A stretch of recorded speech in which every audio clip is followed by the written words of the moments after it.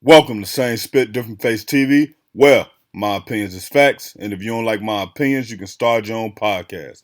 And it's free. So don't forget to spit on the like button, the subscribe button, and the notification. If you clicked on this video to hear 50 Cent response to female rappers, I need you to hit that like button. If you're new to the channel, hit the subscribe button. Now, Spit Squad, 50 Cent basically was talking about the state of female rap, and he's basically talking about how a lot of their music is heavily sex-based. Now, when we look at man rap music, and I just want to try to kind of compare it. When we look at that situation, I know a lot of people may say, well, men rap about sex too, but yeah, men rap about drugs, they rap about money, they rap about healing, they rap about therapy, they rap about their kids. Now, I'm not saying all men rappers do it, but when you hear male music, it comes from a bunch of different perspectives. Right now in music, a lot of the women now do all they talk about is sex in their music. Now, people who are exceptions to this, Cardi B, she talks about sex, but she got a lot of different other content in her music.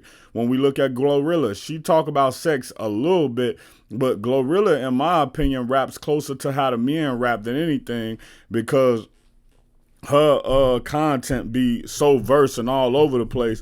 And then we got Nicki Minaj. Obviously, she makes content about everything. And I think a lot of women, sex sells, right? So if you start right off rapping about sex, that's going to get people attention, because the men are looking at her like, ooh, I do X, Y, Z to her. And the women are looking at her like, ooh, that's empowering. I wish I would talk like that. Or she talk exactly how we talk, that type of stuff. But after a while, it become just normal, and it's just a shock value to it at first when you first hear somebody come out and they being raunchy and they saying this and saying that.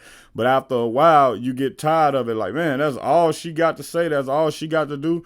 So salute to a lot of the women, man. And when I say the top, I'm gonna just point out my top women in rap right now. I'm gonna put Nicki Minaj there, I'm gonna put Glorilla, I'm gonna put Cardi B, I'm gonna put Sexy Red.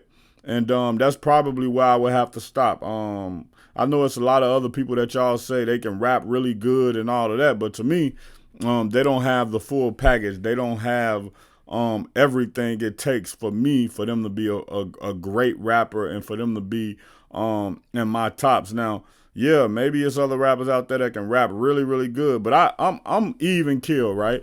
Even with the men, I don't care if you can rap, and put a bunch of words together. None of that matters to me if your music don't impact me, if your music don't have versatility, if your music not saying nothing. So that's where we go with that. But anyway, 50 Cent, man, he feeling a certain type of way, and I think he's right to an extent.